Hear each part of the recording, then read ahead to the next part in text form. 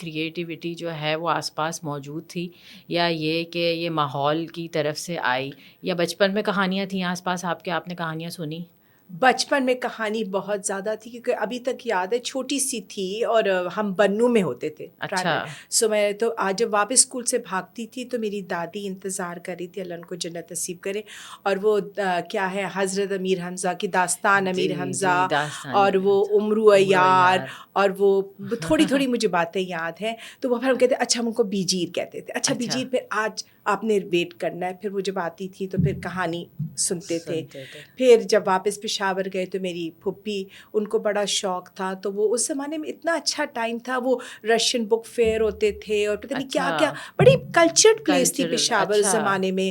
Russian shows آتے تھے، کبھی امریکن کاؤنسل میں مووی آ رہی ہے، برٹش کاؤنسل پلیز کر رہے ہیں، اور اٹ واز اے ٹاؤن، بہت کچھ ہو رہا ہوتا تھا. وہ ساتھ ساتھ لے کے جاتی تھی، پھر ہم وہاں سے جا کے کتابیں لیتے تھے جو میں ابھی تک بچوں کو سناتی ہیں.